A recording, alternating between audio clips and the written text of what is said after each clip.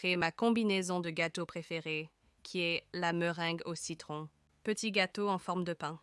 Je vais essayer de dire ça très rapidement. Alors, ce que je vais faire, c'est en fait réaliser ma recette de base de gâteau éponge, qui est également sur ma chaîne, mais je vais y ajouter une petite touche personnelle.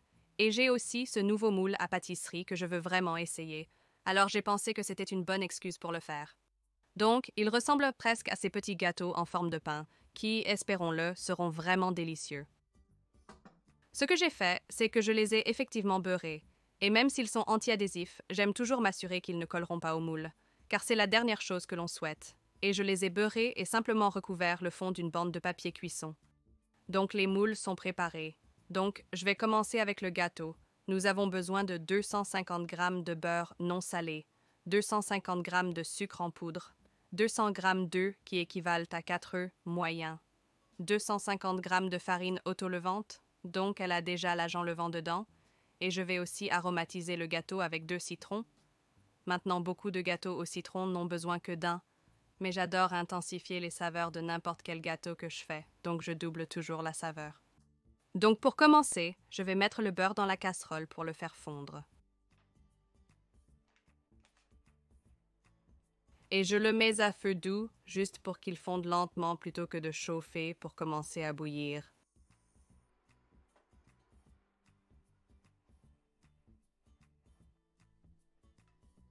D'accord, donc le beurre a fondu, donc encore une fois, il n'est pas trop chaud. Il vient juste de fondre. Je vais ajouter mon sucre en poudre et je vais utiliser un fouet pour le mélanger. Juste parce que je trouve ça plus facile et plus rapide, et je peux aussi ajouter juste un soupçon d'extrait de vanille directement, aussi bien mélanger ça. Ça rehausse toutes les saveurs. Je le mets toujours dans tous mes gâteaux. Donc une fois que le sucre et le beurre sont mélangés, vous obtenez comme une pâte presque épaisse. Vous pouvez maintenant ajouter votre œuf, et vous devez juste vérifier qu'il n'est pas du tout chaud. Parce que s'il est trop chaud, il cuira les œufs et vous ne voulez pas ça. Ensuite, allez directement et cassez-les légèrement avant de les mélanger. Et maintenant, vous pouvez ajouter la farine, mais allez-y directement, vous ne la tamisez pas. Puis sur la farine, c'est à ce moment que j'aime zester les citrons. Donc j'utilise une râpe fine, elles sont vraiment bonnes. Je trouve ça plus facile qu'une râpe standard et vous obtenez un zeste vraiment fin. Et si vous pouvez utiliser des citrons non cirés simplement parce qu'ils sont 10 fois plus faciles à zester. Et vous pouvez déjà sentir que c'est tellement citronné et même il n'y a rien de mieux qu'un gâteau au citron vraiment. Donc maintenant, je vais juste incorporer la farine et le zeste.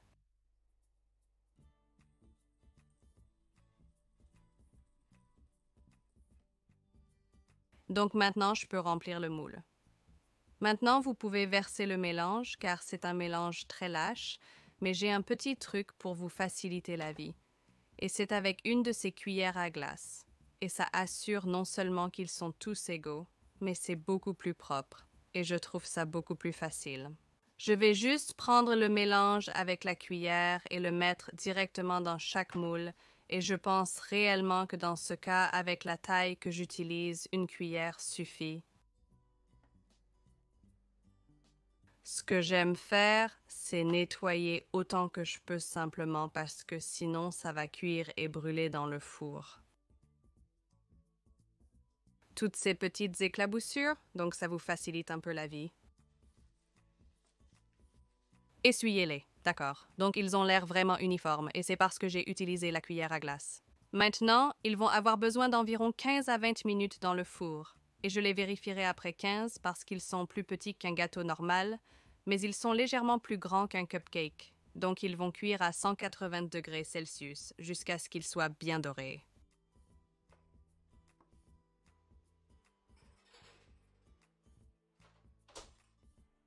Donc les gâteaux au citron sont prêts, ils sentent absolument délicieux et j'espère que ce sera juste une question de moi renversant le moule à l'envers et ils sortiront tous. Voici le moment de vérité.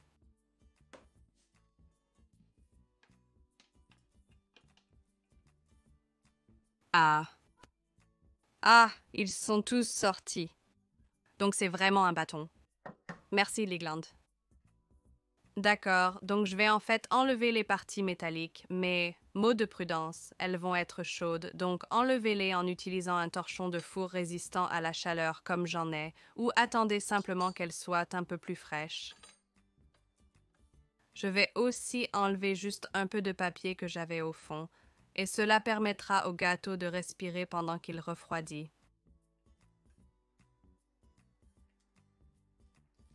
Maintenant, certains ont légèrement débordé, peut-être y avait-il un peu trop dans la section du pain, mais c'est absolument correct. Une fois refroidis, je vais les tailler pour qu'ils soient tous uniformes. D'accord, je vais juste laisser ceux-ci refroidir complètement jusqu'à ce qu'ils reviennent à température ambiante avant de commencer à les décorer. Donc, j'ai les gâteaux au citron qui refroidissent bien ici, et dans le cadre de la décoration, j'ai pensé qu'il serait agréable de faire du zeste de citron caramélisé ou cristallisé, et pour cela, j'ai en fait un zeste vraiment sophistiqué, et c'est le sentiment le plus thérapeutique incroyable, de désastre de citron qui semble vraiment bizarre, mais je vais vous montrer ce que je veux dire. Il le râpe en ces longues lignes, donc je pousse cela et il pèle juste. Je pense que c'est incroyable. Peut-être que c'est une de ces choses que vous devez faire pour essayer. Mais oui, vous enlevez simplement le zeste de citron. Donc tout ce zeste de citron, vous n'obtenez pas réellement le blanc amer que vous pouvez voir apparaître ici, c'est juste obtenir le bord très du zeste. Et ce sera absolument délicieux, une fois cristallisé. Donc je vais le mettre dans une casserole. Mais je vais aussi vous montrer comment l'obtenir si vous n'avez pas un de ces esters jazzy, et ce que vous avez juste besoin de faire, c'est de couper le zeste. Donc coupez très doucement autour du citron comme ça. Et ensuite, ce que vous voulez faire est en fait d'enlever presque cette pulpe blanche. Donc juste en allant loin de vous avec un couteau enlevant ce blanc. Et ensuite, il ne vous reste que le jaune. Refaites cela et une fois que vous avez juste le zeste de citron, vous pouvez maintenant le couper en fines lanières.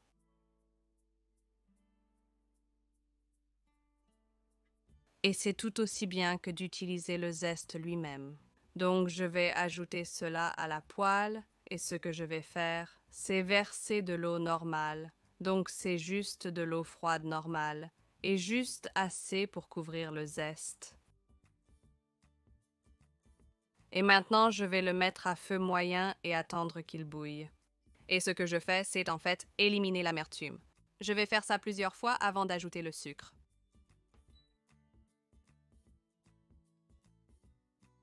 D'accord, donc ça a commencé à bouillir. Donc maintenant, je vais filtrer ce liquide. Et ce liquide est toute l'amertume du citron, donc vous ne voulez pas vraiment ça. Je vais simplement réitérer le processus.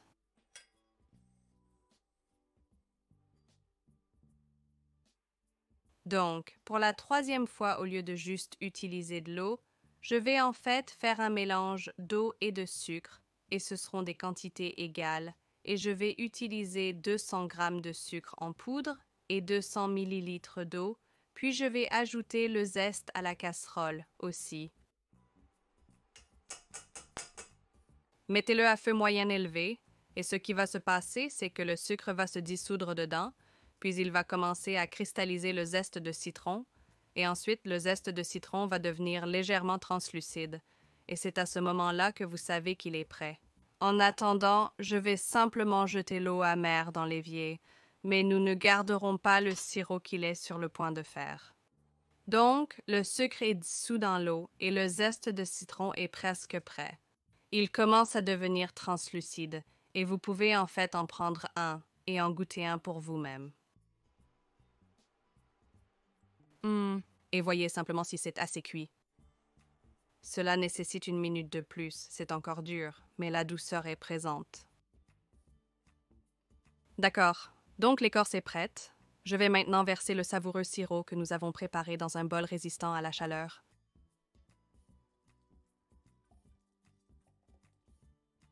Et vous pouvez voir que toute l'écorce commence à devenir jolie et translucide. Donc je vais juste les déplacer sur cette assiette. Et voilà, l'écorce confite est prête. Maintenant, je vais laisser ce sirop de sucre refroidir. Et c'est ce avec quoi je vais effectivement imbiber les gâteaux au citron. donc rien n'est gaspillé. Donc, le dernier élément de nos gâteaux au citron meringués est évidemment la meringue. Donc, je fais une meringue italienne qui est le double de la quantité de sucre en poudre par rapport au blanc d'œuf. Donc, je vais mettre 50 g de blanc d'œuf dans un batteur sur socle avec un fouet. Et ensuite, les 100 g de sucre en poudre dans une casserole et avec un petit couvercle d'eau. Je vais chauffer cela jusqu'à 118 degrés Celsius, correspondant à l'étape de la boule molle.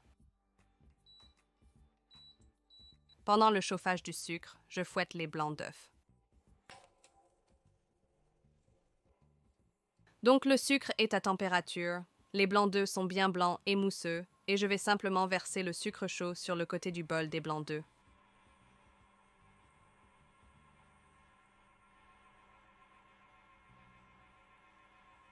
Augmentez la vitesse au max et mélangez jusqu'à fraîcheur.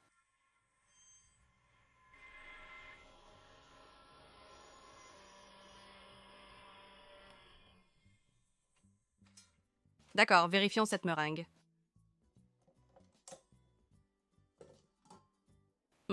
Regardez ça, c'est une bonne meringue. Elle a aussi ce bel éclat. Je vais simplement taper pour éliminer l'excès du fouet. Et ici, j'ai une poche à douille. Bien, c'est juste moi qui suis moi, cette pointe s'appelle. C'est un Wilton 125. Je pense que c'est en fait leur embout de pétales de fleurs. Je vais vous montrer ce que je vais faire avec la poche à douille, sans détour. Vous pouvez utiliser tout embout ou même sauter cette étape. C'est votre choix. Mais j'aime me vanter. Je le fais. Je vais remplir la poche à douille avec cette meringue brillante. Assurez-vous qu'il est bien sécurisé en haut et nous sommes prêts à construire nos gâteaux au citron meringué.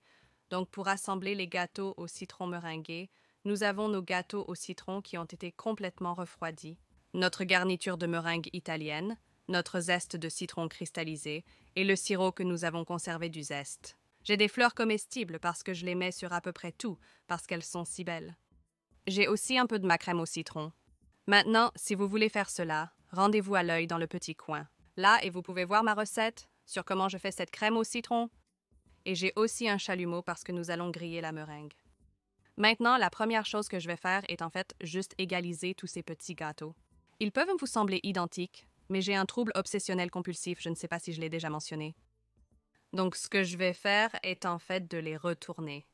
Maintenant, je vais utiliser le bas comme le haut, simplement parce que c'est vraiment plat, et je pense pour les rendre tous aussi égaux que possible. Je souhaite simplement leur uniformité.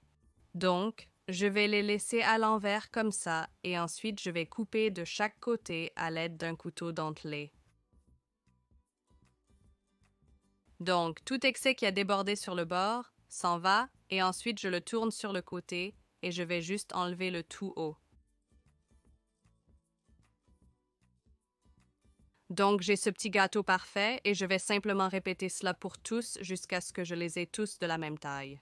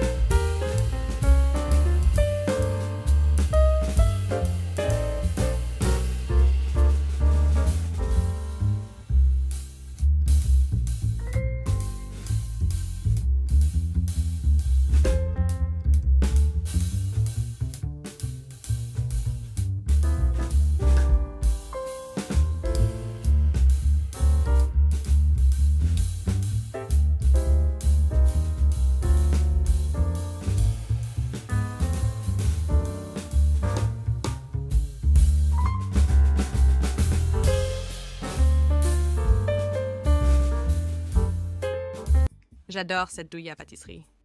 Je vais maintenant caraméliser la meringue avec un chalumeau. Donc j'ai un chalumeau ici. Les jeunes, soyez prudents, c'est du feu. Je vais simplement griller légèrement la meringue.